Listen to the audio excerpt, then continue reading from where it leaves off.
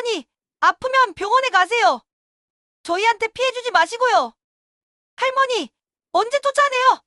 저희 이제 새 아빠와 살아야 해요. 준호야, 새 아빠라니? 무슨 소리니? 어머니, 여기 요양원 서류들이에요. 제가 직접 알아봤는데 시설도 좋고 간병도 잘해줘요.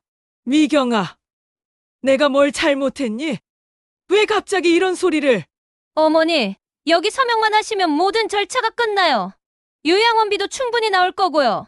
고요한 밤 정혜숙은 떨리는 손으로 얼굴을 감싸며 중얼거립니다. 어떻게 이런 일이?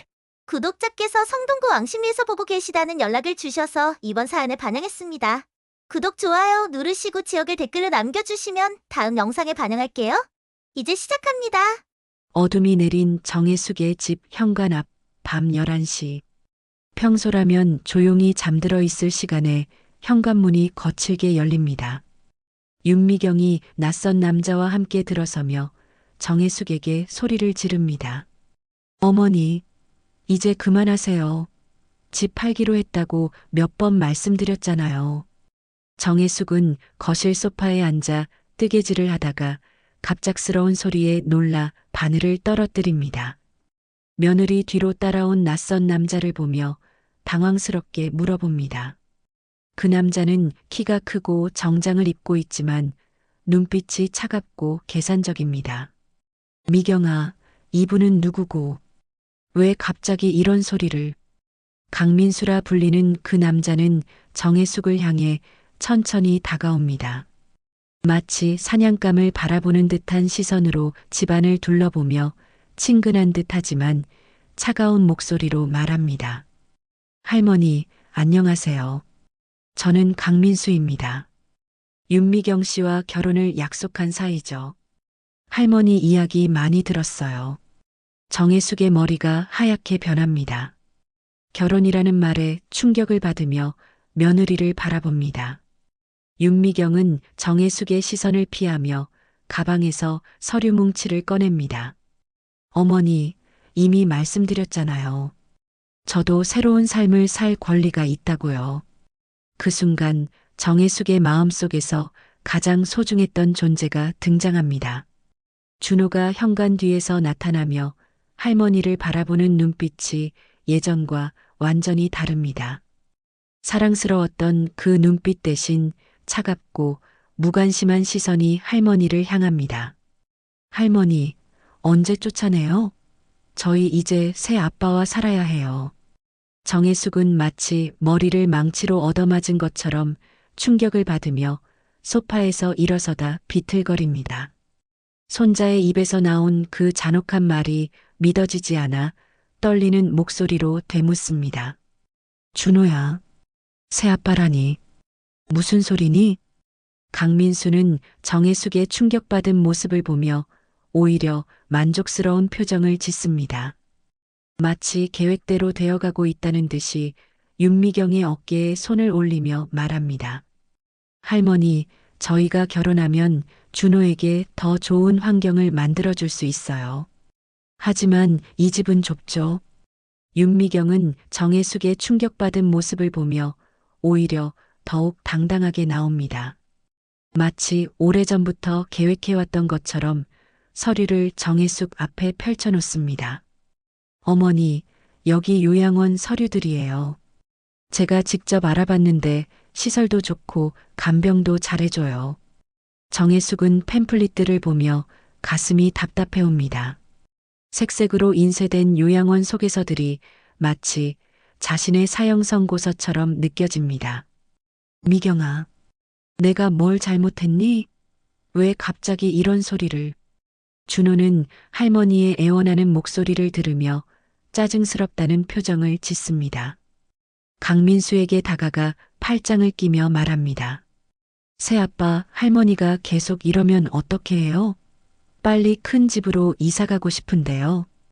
강민수는 준호의 머리를 쓰다듬으며 정혜숙을 바라봅니다. 그의 눈빛에는 탐욕과 계산이 가득합니다. 준호야, 걱정하지 마. 할머니도 곧 이해하실 거야. 이 집값이면 최고급 요양원에서 편히 지낼 수 있거든. 정혜숙은 그제야 모든 상황을 이해하기 시작합니다. 자신의 15억짜리 아파트가 목적이었다는 것을, 며느리가 새로운 남자와의 결혼을 위해 자신을 제거하려 한다는 것을 깨닫습니다. 미경아, 설마 너희가 내 집을... 윤미경은 정혜숙의 말을 자르며 단호하게 말합니다. 어머니, 현실을 받아들이세요. 어머니 혼자 이런 큰 집에서 사시는 것도 위험하잖아요. 요즘 깜빡깜빡하시기도 하고요. 정혜숙은 깜빡깜빡한다는 말에 분노가 치밀어 오릅니다. 자신은 아직 정신이 말짱한데 마치 치매 환자 취급을 하고 있습니다. 나는 아무렇지도 않아. 깜빡하는 게 뭐가 이상해. 강민수는 정혜숙의 흥분한 모습을 보며 윤미경과 의미심장한 눈빛을 교환합니다. 마치 이것도 계획의 일부라는 듯이 고개를 끄덕입니다. 할머니, 진정하세요. 흥분하시면 몸에 안 좋아요. 준호는 할머니의 화난 모습을 보며 무섭다는 듯이 강민수 뒤로 숨습니다. 예전에는 할머니 품에 안기기를 좋아하던 아이가 이제는 자신을 피하고 있습니다. 윤미경은 가방에서 더 많은 서류들을 꺼내며 테이블 위에 펼쳐놓습니다. 요양원 계약서, 재산관리 위임서, 심지어 부동산 매매 계약서까지 준비되어 있습니다. 어머니, 여기 서명만 하시면 모든 절차가 끝나요. 요양원비도 충분히 나올 거고요. 정혜숙은 서류들을 보며 온몸이 떨립니다. 자신의 인생이 이렇게 몇 장의 종이로 정리되어 버리는 현실이 받아들여지지 않습니다. 미경아, 정말 이래야 하니? 우리가 몇십 년을 가족으로 살았는데. 윤미경은 정혜숙의 애원하는 목소리에도 냉정하게 답합니다. 어머니, 감정에 치우치지 마세요. 이게 모두를 위한 최선의 선택이에요. 강민수는 시계를 보며 재촉합니다. 할머니, 시간이 늦었어요. 내일 아침까지 결정해 주세요. 부동산 중개사와 약속이 있거든요. 준호는 하품을 하며 말합니다. 저 피곤해요. 언제까지 이러고 있을 거예요? 정혜숙은 손자의 무관심한 태도에 마지막 희망마저 사라지는 것을 느낍니다. 자신이 그토록 사랑했던 손자가 이제는 완전히 남이 되어버린 것 같습니다. 윤미경은 서류들을 다시 가방에 넣으며 마지막 통보를 합니다. 어머니, 내일 오전에 다시 오겠어요. 그때까지 결정해 주세요. 세 사람이 현관으로 향하며 정혜숙은 마지막으로 손자를 부릅니다. 준호야. 하지만 준호는 뒤돌아보지도 않고 나가버립니다. 현관문이 쾅 소리내며 닫히고 정혜숙은 혼자 남은 거실에서 주저앉습니다. 고요한 밤 정혜숙은 떨리는 손으로 얼굴을 감싸며 중얼거립니다. 어떻게 이런 일이. 6개월 전 평화로운 아침 정혜숙의 아파트는 따뜻한 햇살로 가득했습니다. 새벽 5시 정혜숙은 습관처럼 눈을 뜹니다. 새벽 기상이 몸에 밴 그녀는 조용히 일어나 부엌으로 향합니다. 부엌에서는 이미 하루 전부터 준비해둔 배추가 소금에 절여져 있었습니다. 정혜숙은 정성스럽게 배추를 씻어내며 미소를 짓습니다. 며느리 윤미경이 자신의 김치를 좋아한다고 했던 말이 떠오르기 때문입니다.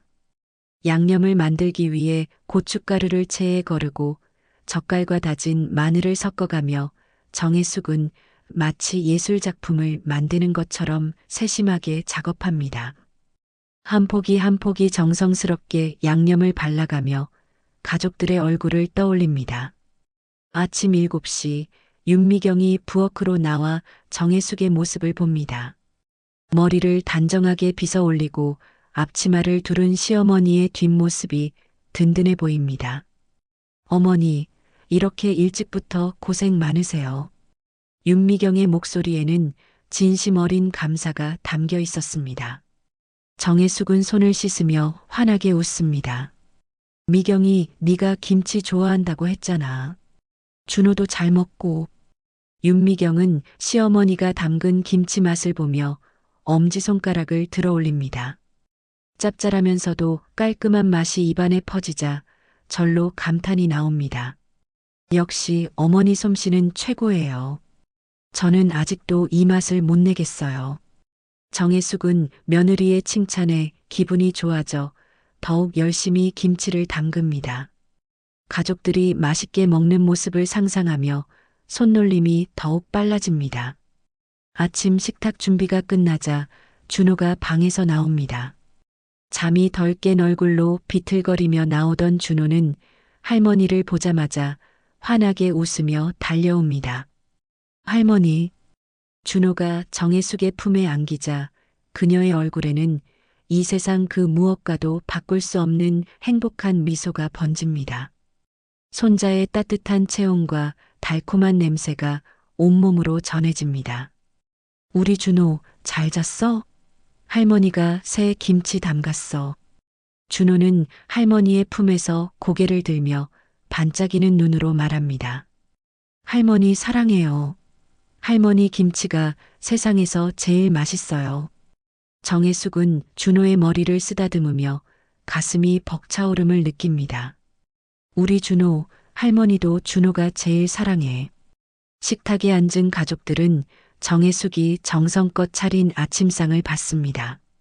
갓 지은 쌀밥, 따뜻한 미역국, 새로 담근 김치, 그리고 여러 가지 반찬들이 정갈하게 놓여 있습니다. 윤미경은 젓가락을 들며 진심으로 감사 인사를 합니다. 어머니 덕분에 제가 일에 집중할 수 있어요. 정말 감사해요. 정혜숙은 며느리의 말에 손을 저으며 겸손하게 답합니다. 가족인데 뭘. 준호만 잘 크면 돼. 준호는 할머니가 해준 미역국을 맛있게 먹으며 중간중간 할머니에게 애교를 부립니다. 할머니가 반찬을 입에 넣어주면 고맙다고 웃고 할머니가 말을 걸면 눈을 반짝이며 대답합니다. 윤미경은 이런 모습을 보며 흐뭇해합니다. 시어머니가 준호를 정말 친손자처럼 아끼는 모습이 고맙기만 합니다. 자신이 직장에 나가 있는 동안 준호를 돌봐주는 시어머니 덕분에 마음 놓고 일할 수 있었기 때문입니다. 식사 후 준호가 학교 갈 준비를 하는 동안 정혜숙은 윤미경에게 조심스럽게 말합니다. 미경아, 준호 학원비 이번 달 것도 내가 낼게. 윤미경은 잠깐 망설이다가 고개를 끄덕입니다. 시어머니의 호의를 거절하기가 어렵고 실제로 학원비 부담이 만만치 않았기 때문입니다. 어머니, 항상 죄송해요. 제가 벌이가 더 좋으면. 정혜숙은 며느리의 말을 자르며 다정하게 말합니다. 그런 소리 하지 마. 우리가 가족이잖아. 윤미경도 출근 준비를 마치고 나와 시어머니에게 인사합니다. 어머니, 저녁에 늦을 것 같아요. 준호 부탁드려요. 정혜숙은 당연하다는 듯이 고개를 끄덕입니다. 걱정하지 말고 일 열심히 해. 준호는 내가 잘 챙길게. 모자가 나간 후 정혜숙은 혼자 남은 집에서 설거지를 하며 흥얼거립니다. 이렇게 가족들을 위해 뭔가를 할 수 있다는 것이 너무 행복합니다. 오후에는 준호가 학교에서 돌아오면 간식을 준비해주고 숙제를 도와주며 함께 산책을 나가기도 합니다. 준호는 할머니와 함께하는 시간을 즐거워하며 학교에서 있었던 일들을 자세히 들려줍니다. 저녁 무렵 윤미경이 퇴근하면 정혜숙은 이미 저녁상을 다 차려놓고 기다립니다. 가족 셋이 함께 저녁을 먹으며 하루 있었던 일들을 나누는 시간이 정혜숙에게는 가장 소중한 순간입니다. 윤미경은 시어머니가 차려준 저녁상을 받으며 항상 고마워합니다. 혼자 아이를 키우며 직장 생활을 하는 것이 얼마나 힘든 일인지 아는 윤미경에게 시어머니의 존재는 든든한 버팀목이었습니다. 밤이 되어 준호를 재운 후 정혜숙은 며느리와 함께 차를 마시며 대화를 나눕니다. 며느리의 직장 생활 이야기를 들어주고 때로는 인생 선배로서 조언을 해주기도 합니다. 이렇게 평범하지만 행복한 하루하루가 반복되는 것이 정혜숙에게는 삶의 전부였습니다. 가족들이 건강하고 행복하기만 하면 자신은 아무것도 바랄 것이 없었습니다. 하지만 정혜숙은 몰랐습니다. 이런 평화로운 일상이 언제까지 지속될 수 없다는 것을, 곧 모든 것이 변하게 될 것이라는 것을 말입니다. 3달 전 한 고급 카페. 오후 햇살이 통유리창을 통해 들어오는 가운데 윤미경은 새로 만난 남자 강민수와 마주 앉아 있습니다. 그녀의 얼굴에는 오랜만에 느끼는 설렘과 기대감이 어려 있었습니다.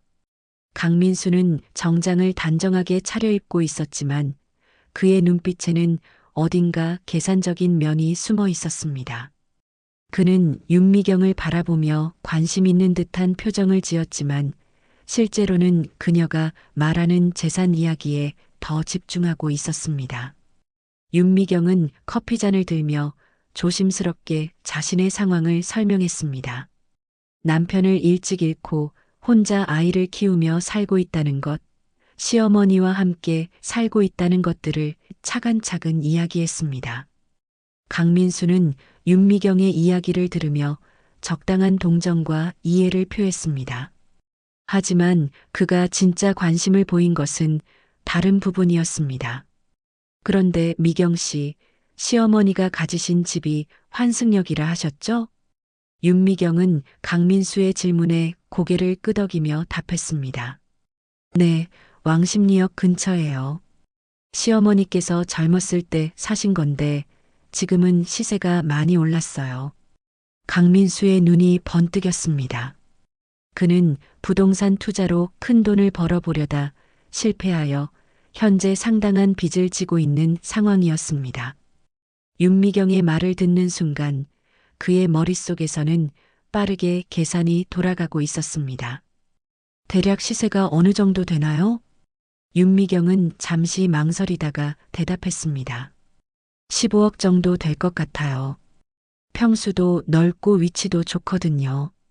강민수는 커피를 마시며 내심 놀랐습니다. 15억이라는 금액은 그의 빚을 모두 갚고도 새로운 사업을 시작할 수 있는 충분한 돈이었습니다. 그는 윤미경을 바라보는 시선이 달라지기 시작했습니다. 그럼 미경 씨는 그 집에서 계속 사실 생각이세요? 윤미경은 강민수의 질문에 복잡한 표정을 지었습니다. 사실 그녀도 독립하고 싶은 마음이 있었지만 경제적 현실과 아이 문제 때문에 쉽게 결정할 수 없었습니다. 글쎄요. 시어머니께서 준호를 많이 봐주시거든요. 제가 직장 다니는 동안. 강민수는 윤미경의 고민을 듣고 있는 척하면서도 머릿속으로는 다른 생각을 하고 있었습니다. 어떻게 하면 그 집을 손에 넣을 수 있을지에 대한 계획이 서서히 떠오르기 시작했습니다. 미경 씨, 혹시 시어머님이 연세가 어떻게 되시나요? 윤미경은 강민수의 질문이 왜 나오는지 몰랐지만 솔직하게 답했습니다. 70 중반이세요. 아직은 건강하시긴 한데. 강민수는 고개를 끄덕이며 동정어린 표정을 지었습니다. 그 연세면 건강이 걱정되시겠어요. 혹시 치매나 그런 증상은 없으신가요? 윤미경은 잠시 생각해 보다가 고개를 저었습니다. 아직은 괜찮으세요. 가끔 깜빡하시긴 하지만 그 정도는 자연스러운 것 같고요. 강민수는 윤미경의 답을 들으며 내심 아쉬워했습니다. 만약 시어머니에게 치매 증상이 있다면 일이 훨씬 쉬워질 텐데 하는 생각이 들었기 때문입니다. 그렇다면 시어머님께서 집을 처분하실 생각은 없으신가요? 요즘 집값이 최고점인데. 윤미경은 강민수의 말에 쓴웃음을 지었습니다. 어머니는 절대 안 파실 거예요. 죽을 때까지 그 집에서 살겠다고 하시거든요. 강민수는 윤미경의 말을 들으며 더욱 깊이 생각에 잠겼습니다. 그는 부동산 사기에 연루되어 법적 문제를 겪었던 경험이 있었기 때문에 이런 상황을 어떻게 이용할 수 있는지 잘 알고 있었습니다. 미경 씨, 혹시 시어머님 명의로 된 통장이나 재산 관리는 누가 하시나요? 윤미경은 강민수의 질문에 대답했습니다. 어머니께서 직접 하세요. 가끔 제가 도와드리긴 하지만. 강민수는 윤미경의 말을 들으며 계획을 세우기 시작했습니다. 그는 과거에 성년후견인 제도를 악용한 사기 사건들을 알고 있었고, 이를 이용하면 충분히 가능성이 있다고 판단했습니다. 미경 씨, 만약에 말이에요. 만약에 우리가 결혼한다면 어떻게 생각하세요? 윤미경은 갑작스러운 강민수의 말에 당황했습니다. 아직 만난 지 얼마 되지 않았는데 벌써 결혼 이야기가 나오다니 예상하지 못했기 때문입니다. 그건 너무 빨리. 강민수는 윤미경의 손을 잡으며 진실한 듯한 표정으로 말했습니다. 미경 씨, 저는 진심이에요. 미경 씨 같은 분을 만나기 쉽지 않거든요. 윤미경은 강민수의 말에 마음이 흔들렸습니다. 오랜 시간 혼자 아이를 키우며 외로웠던 그녀에게 이런 관심은 반가운 일이었습니다. 하지만 강민수의 마음속에는 전혀 다른 계산이 들어 있었습니다. 윤미경과 결혼하면 시어머니 재산에 접근할 수 있는 명분을 얻을 수 있고 적절한 시점에서 그 재산을 자신의 것으로 만들 수 있을 것이라는 계산이었습니다. 미경 씨, 우리가 결혼하면 준호에게도 아버지를 만들어줄 수 있잖아요. 그리고 더 좋은 환경에서 키울 수도 있고요. 윤미경은 강민수의 말에 고민에 빠졌습니다. 준호를 위해서라면 재혼을 고려해 볼 만했지만 시어머니와의 관계가 걱정되었습니다. 강민수는 윤미경의 고민을 눈치채고 더욱 적극적으로 설득했습니다. 시어머님도 이해하실 거예요. 미경 씨의 행복을 원하실 테니까요. 카페를 나선 후 강민수는 혼자 생각에 잠겼습니다. 윤미경을 통해 그 집을 손에 넣을 수 있다면 자신의 모든 문제가 해결될 것이었습니다. 그는 이미 머릿속으로 구체적인 계획을 세우기 시작했습니다. 그날 밤 강민수는 성년후견인 제도에 대해 인터넷으로 자세히 조사했습니다. 치매나 정신질환으로 판단 능력이 떨어진 사람의 재산을 가족이 관리할 수 있는 이 제도를 어떻게 악용할 수 있는지 연구했습니다. 2달 전 정혜숙의 집은 평소와 다른 긴장감이 돌고 있었습니다. 윤미경은 강민수와의 관계가 깊어지면서 점점 더 대담해지고 있었습니다. 오늘도 정혜숙이 샤워하러 들어간 틈을 노려 시어머니의 방으로 조용히 발걸음을 옮겼습니다.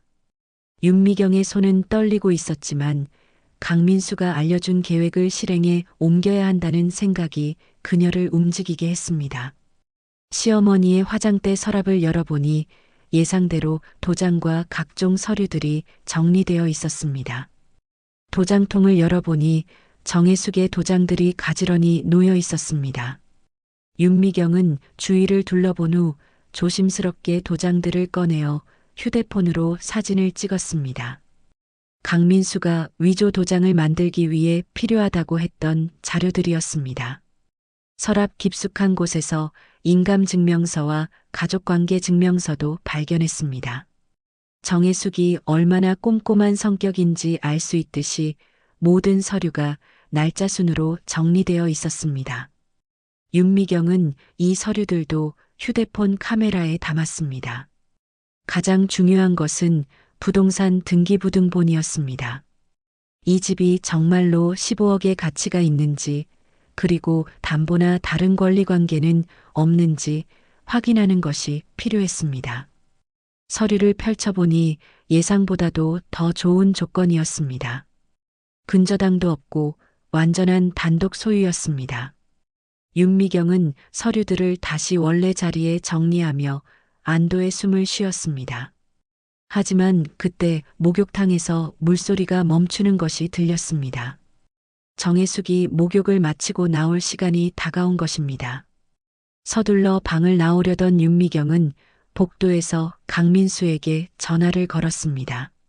목소리를 최대한 낮추며 상황을 보고했습니다. 도장 사진 다 찍었어. 서류들도 확인했고. 전화 너머로 강민수의 만족스러운 목소리가 들려왔습니다. 잘했어. 이제 위임장만 위조하면 돼. 윤미경은 주변을 살피며 더 낮은 목소리로 대답했습니다. 그런데 이렇게 하는 게 정말 괜찮을까? 나중에 문제되면. 강민수는 윤미경의 걱정을 일축했습니다. 걱정하지 마. 시어머니 나이도 많고 요즘 깜빡깜빡하시잖아. 치매 초기 증상이라고 하면 돼.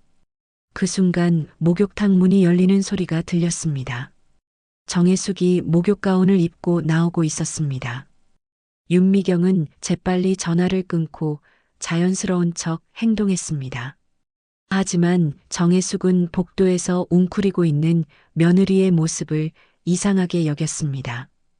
평소와 다른 윤미경의 행동에 의구심이 들기 시작했습니다. 미경아, 거기서 뭐하니? 윤미경은 당황하며 대답했습니다. 아, 어머니. 그냥 준호 방에 가려고 했는데. 정혜숙은 며느리의 어색한 표정을 눈치챘지만 크게 의심하지는 않았습니다. 하지만 무의식 중에 자신의 방 쪽을 한번 돌아보았습니다. 며칠 후 강민수는 위조한 위임장과 도장을 가지고 은행을 방문했습니다. 정혜숙의 적금을 해지하려는 계획이었습니다. 은행 직원은 서류를 검토하며 몇 가지 질문을 했지만 강민수가 준비한 답변들로 무사히 통과할 수 있었습니다. 할머님께서 직접 오시면 좋겠지만 몸이 불편하시다니 어쩔 수 없네요. 은행 직원의 말에 강민수는 안타까운 표정을 지었습니다.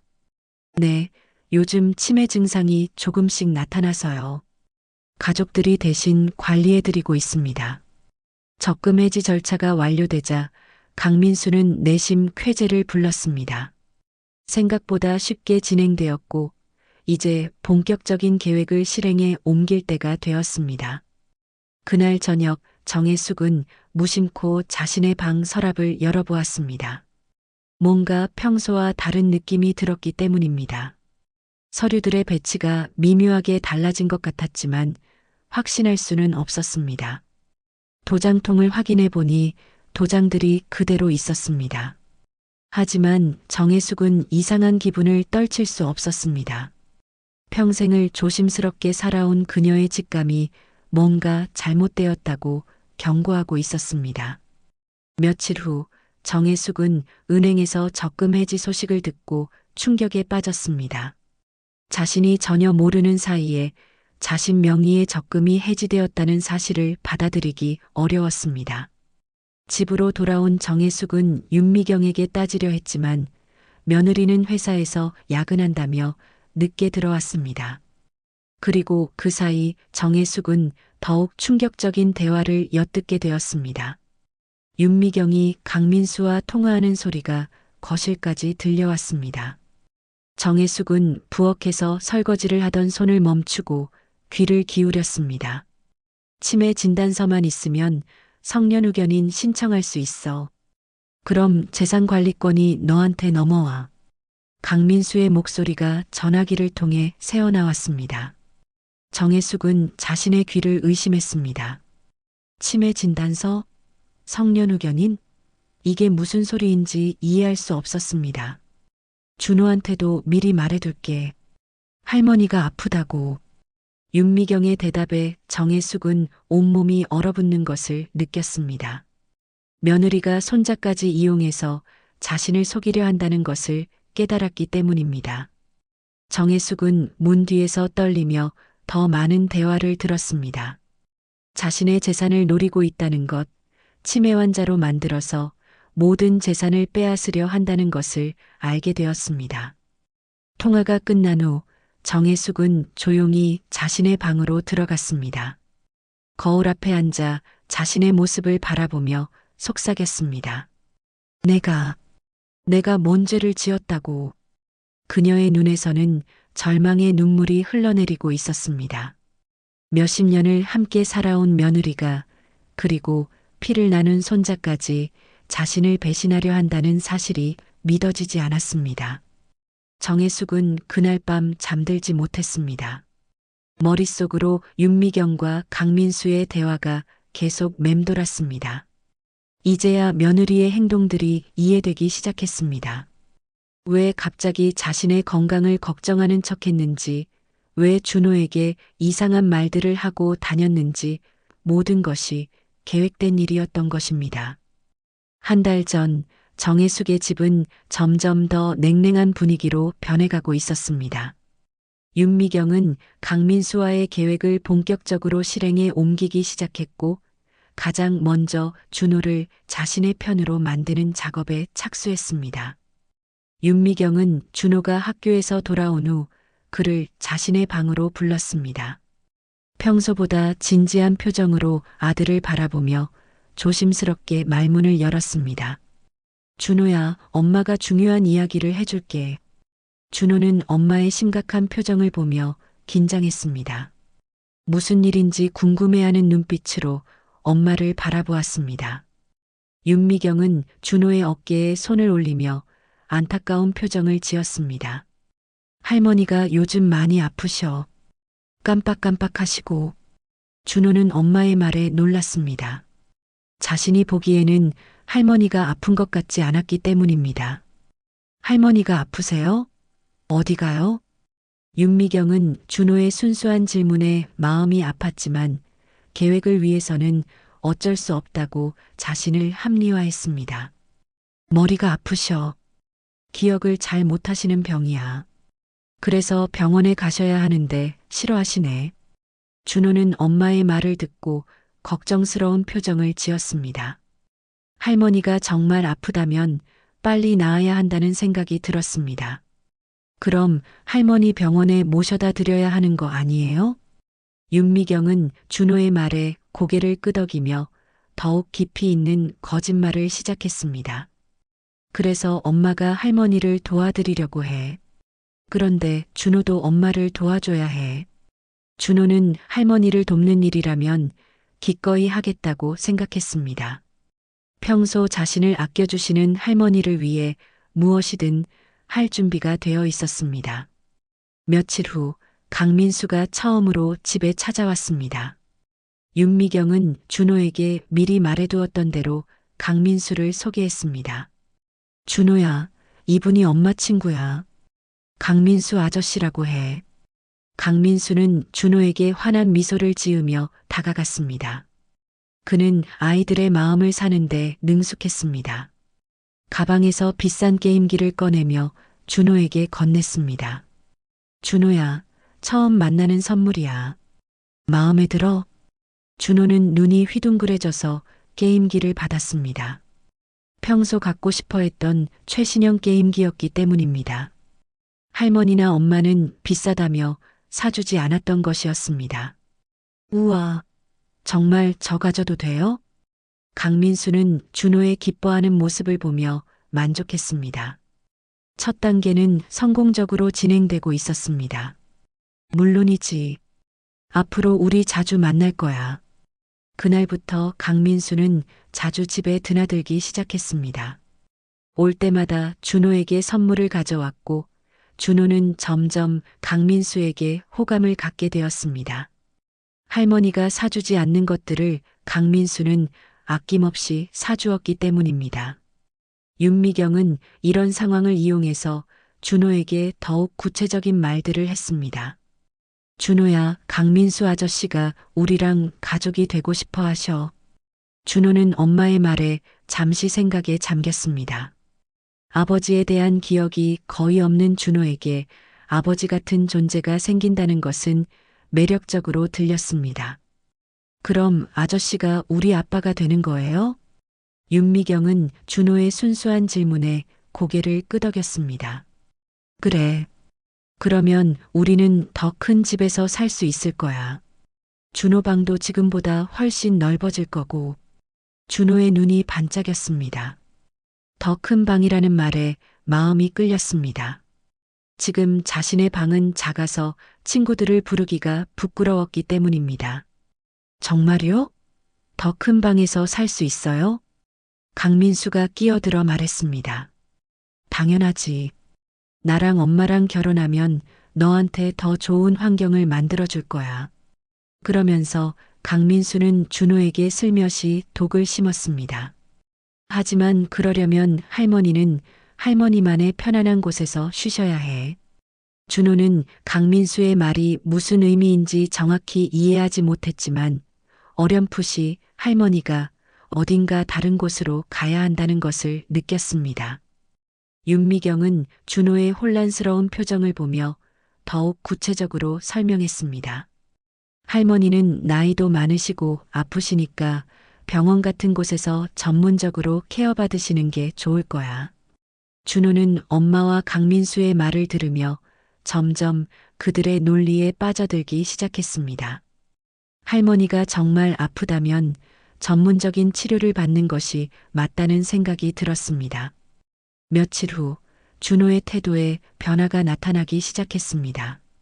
평소 할머니에게 달려가 안기던 모습이 줄어들었고 할머니가 해주는 음식에도 예전만큼 관심을 보이지 않았습니다. 정혜숙은 손자의 변화를 느끼며 마음이 아팠습니다. 무엇이 준호를 이렇게 변하게 만들었는지 궁금했지만 아직은 정확한 이유를 알 수 없었습니다. 어느 날 저녁 정혜숙이 준호에게 다가가 말을 걸었습니다. 준호야, 할머니랑 얘기 좀 할까? 하지만 준호는 예전처럼 반가워하지 않았습니다. 오히려 약간 귀찮아하는 기색을 보였습니다. 준호야, 할머니가 뭔가 잘못했니? 준호는 잠시 망설이다가 엄마가 가르쳐준 대로 대답했습니다. 할머니 아프면 병원에 가세요. 저희한테 피해 주지 마시고요. 정혜숙은 준호의 차가운 말에 충격을 받았습니다. 평소 자신을 할머니라고 다정하게 부르던 손자가 이렇게 냉정한 말을 할 줄 몰랐기 때문입니다. 준호야, 할머니가 너한테 피해를 준다고? 준호는 엄마와 강민수가 말해준 것들을 그대로 반복했습니다. 할머니가 깜빡깜빡하셔서 위험해요. 그리고 저희는 이제 새 아빠와 살아야 해요. 정혜숙의 마음은 산산조각이 났습니다. 손자까지 자신을 버리려 한다는 사실을 받아들이기 힘들었습니다. 그날 밤 정혜숙은 준호와 윤미경이 나누는 대화를 우연히 듣게 되었습니다. 엄마, 정말 할머니를 다른 곳으로 보내야 해요? 윤미경은 준호의 질문에 단호하게 대답했습니다. 그래야 해. 우리도 새로운 시작을 해야지. 준호는 잠시 생각하다가 말했습니다. 그럼 할머니 언제 쫓아내요? 정혜숙은 문 뒤에서 이 말을 듣고 절망에 빠졌습니다. 자신이 가장 사랑하는 손자의 입에서 쫓아내다라는 잔혹한 단어가 나올 줄 몰랐기 때문입니다. 며칠 전 정혜숙은 견딜 수 없는 절망감에 사로잡혀 있었습니다. 며느리와 손자 그리고 낯선 남자까지 모두 자신을 버리려 한다는 사실을 받아들이기 힘들었습니다. 하지만 그녀는 이대로 무너질 수 없다는 것을 알고 있었습니다. 아침 일찍 정혜숙은 혼자 집을 나서 근처 병원으로 향했습니다.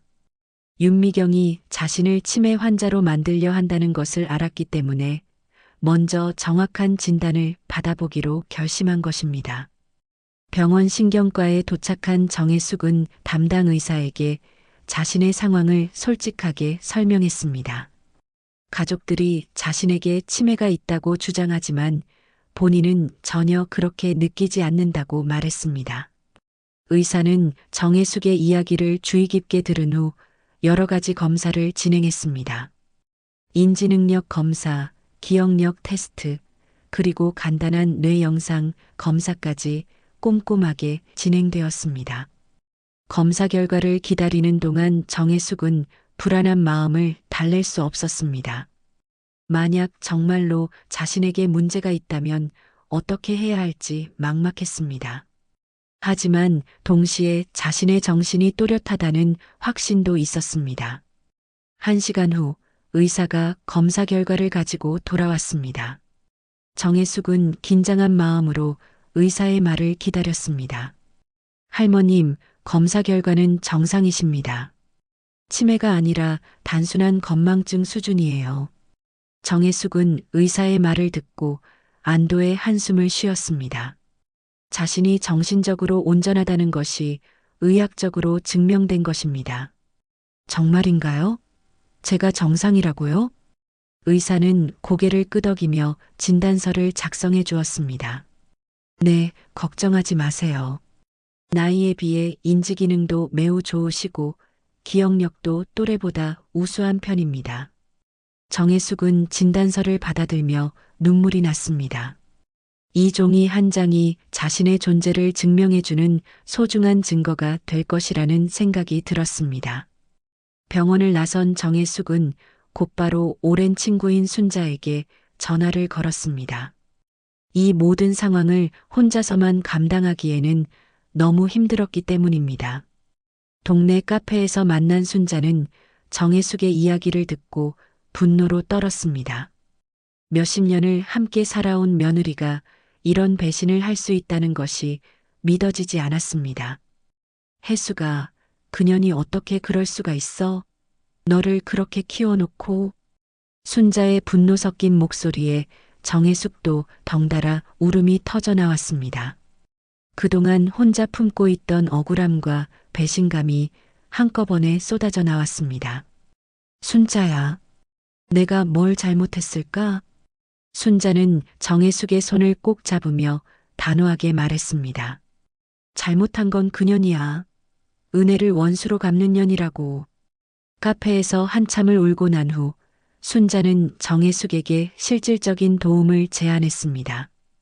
혜수가 가만히 있으면 안 돼. 내 아들이 변호사잖아. 일단 만나보자. 정혜숙은 처음에는 가족 문제를 법적으로 해결한다는 것에 거부감을 느꼈습니다. 하지만 상황이 이미 돌이킬 수 없는 지경까지 왔다는 것을 깨달았습니다. 순자의 아들 법무사 사무실은 깔끔하게 정리되어 있었습니다. 순자의 아들인 김 변호사는 정혜숙의 이야기를 차근차근 들어보았습니다.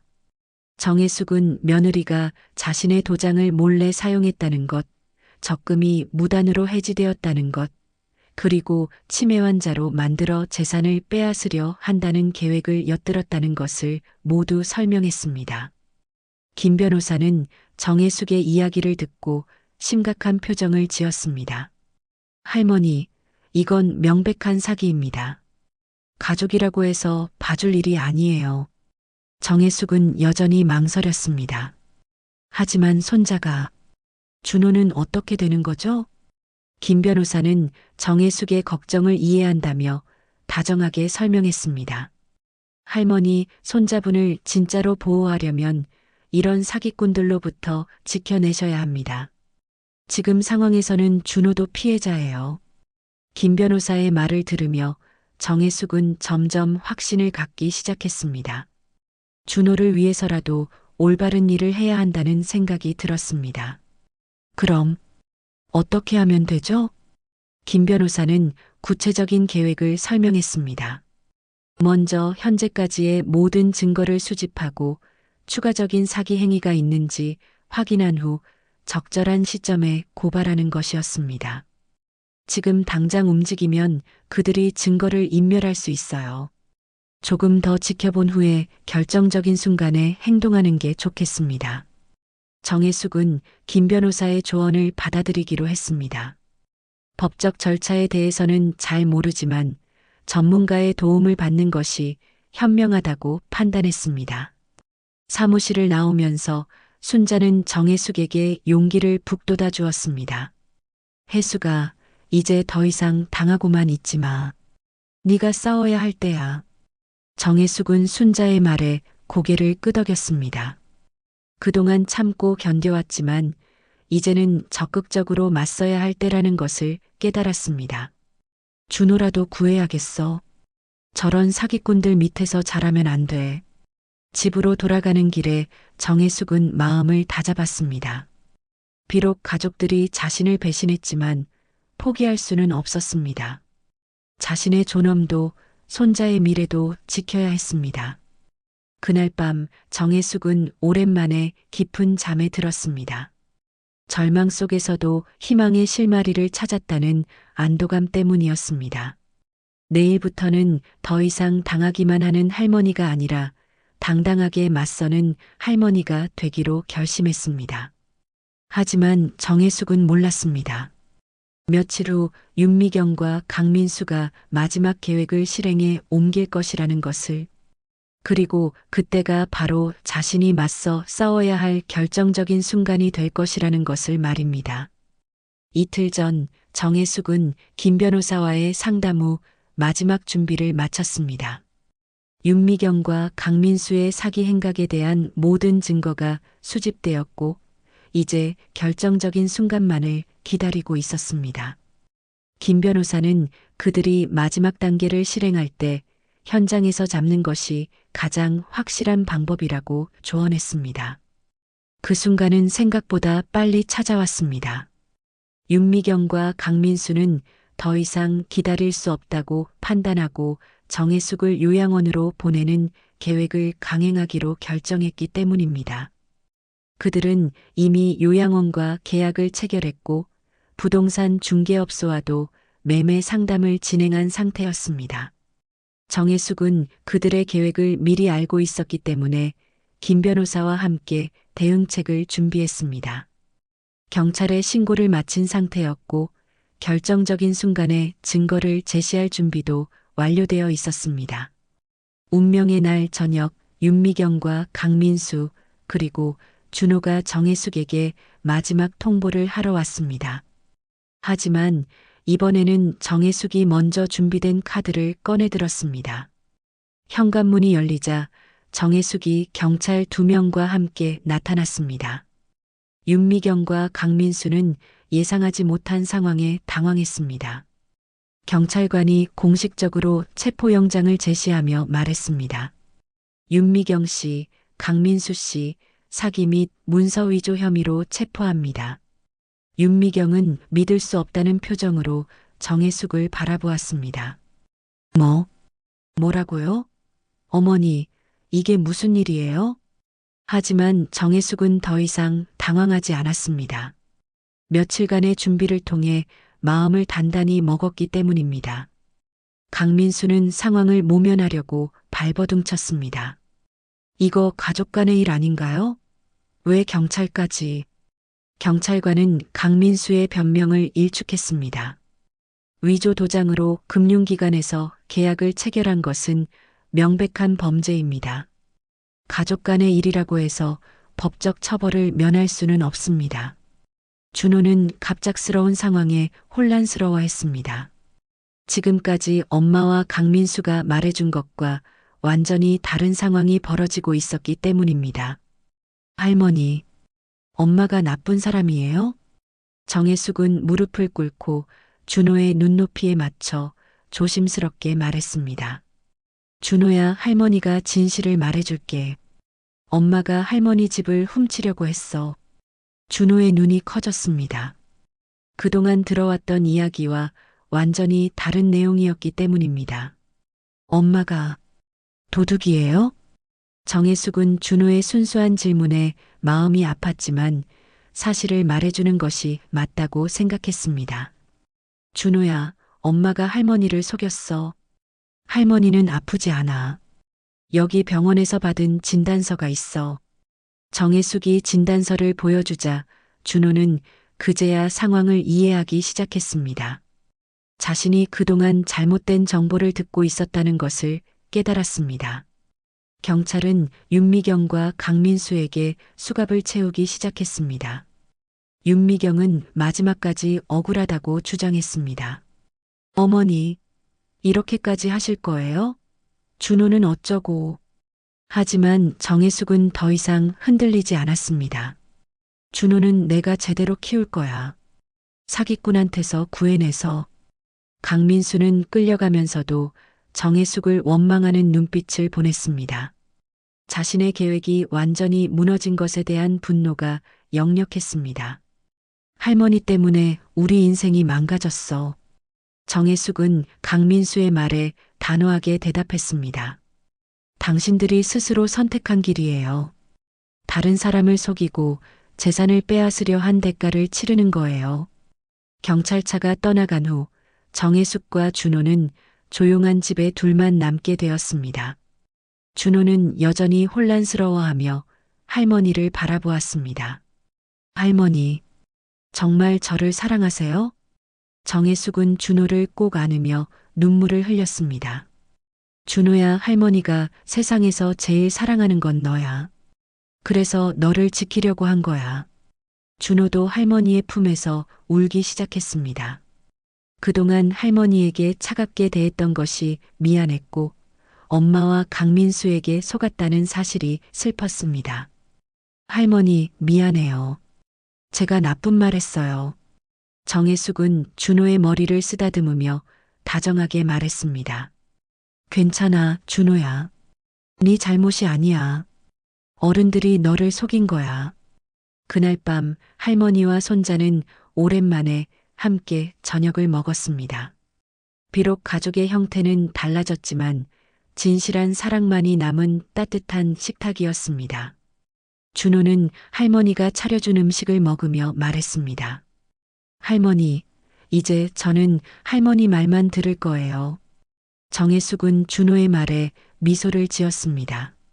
힘들고 아픈 과정이었지만 결국 진실이 승리했다는 것을 확신할 수 있었습니다.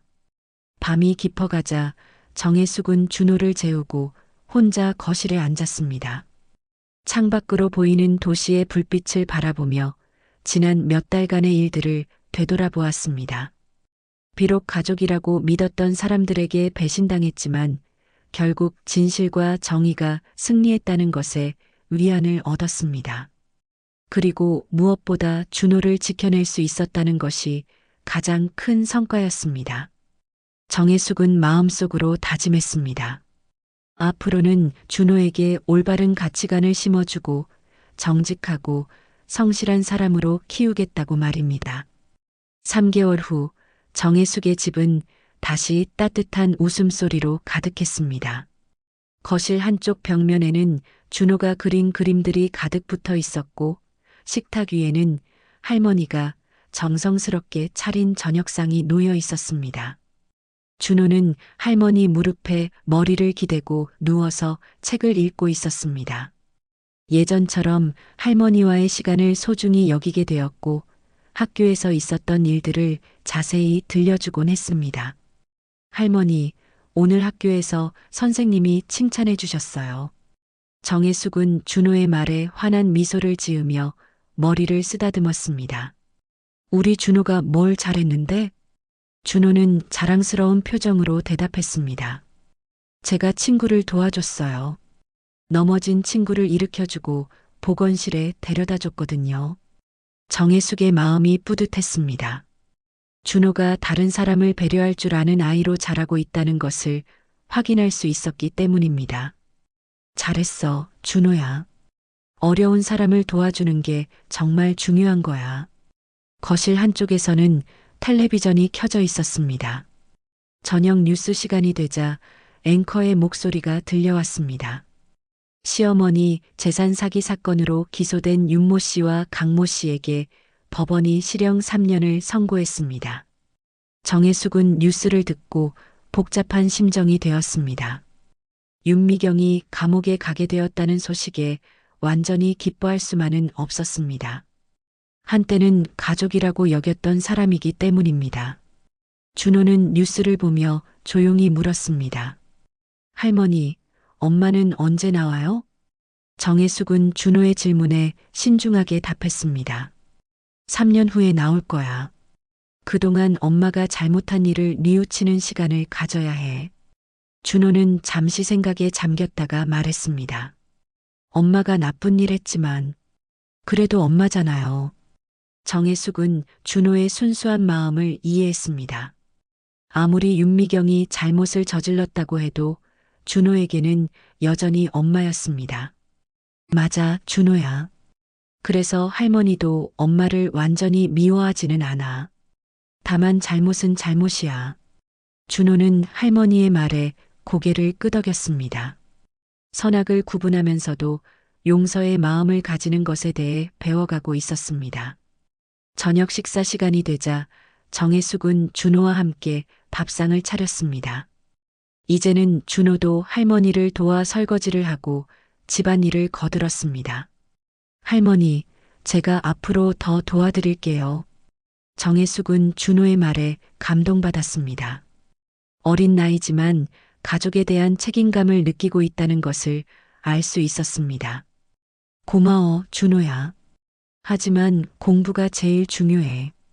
할머니 일은 걱정하지 마. 식사를 마친 후 둘은 거실에 앉아 차를 마시며 대화를 나누었습니다. 정혜숙은 준호에게 인생의 지혜를 전해주려 노력했습니다. 준호야, 할머니가 하나 약속받을 게 있어. 준호는 진지한 표정으로 할머니를 바라보았습니다. 뭔데요, 할머니? 정혜숙은 준호의 손을 잡으며 말했습니다. 앞으로 어떤 일이 있어도 거짓말하지 않기로 약속하자. 정직한 사람이 되는 거야. 준호는 단호하게 대답했습니다. 네, 할머니. 약속할게요. 할머니처럼 정직한 사람이 될게요. 그 순간 현관에서 초인종이 울렸습니다. 정혜숙이 나가보니 택배 기사가 서 있었습니다. 발신인을 확인해 보니 교도소에서 온 편지였습니다. 정혜숙은 편지를 받고 잠시 망설였습니다.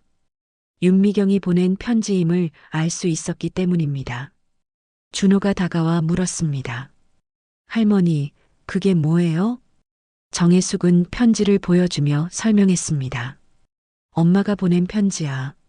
준호의 눈이 반짝였습니다. 엄마 편지요? 빨리 읽어봐요. 정혜숙은 편지를 열어 내용을 확인했습니다. 윤미경의 글씨로 빼곡히 적힌 사과문이었습니다. 자신의 잘못을 인정하고 진심으로 뉘우친다는 내용이었습니다. 편지의 마지막 부분에는 특히 간절한 당부가 적혀 있었습니다. 어머니, 정말 죄송합니다. 준호만큼은 잘 부탁드려요. 제가 저지른 잘못 때문에 준호가 상처받지 않았으면 좋겠어요. 정혜숙은 편지를 읽으며 복잡한 감정에 휩싸였습니다. 분노와 실망도 있었지만 한편으로는 윤미경이 진심으로 뉘우치고 있다는 것을 느낄 수 있었습니다. 할머니, 엄마가 뭐라고 썼어요? 정혜숙은 준호에게 편지 내용을 요약해서 들려주었습니다. 윤미경이 잘못을 인정하고 사과했다는 것, 그리고 준호를 걱정하고 있다는 내용을 전했습니다. 준호는 편지 내용을 듣고 눈물을 흘렸습니다. 할머니, 저도 엄마한테 편지 써도 돼요? 정혜숙은 준호의 순수한 마음에 감동했습니다.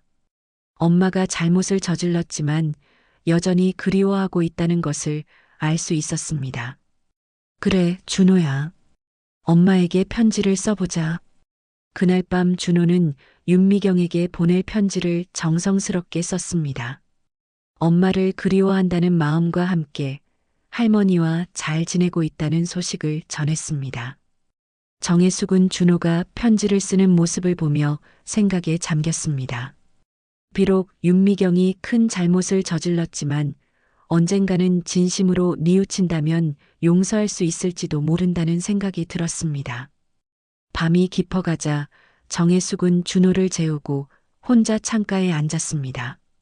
도시의 야경을 바라보며 지난 몇 달간의 일들을 되돌아보았습니다.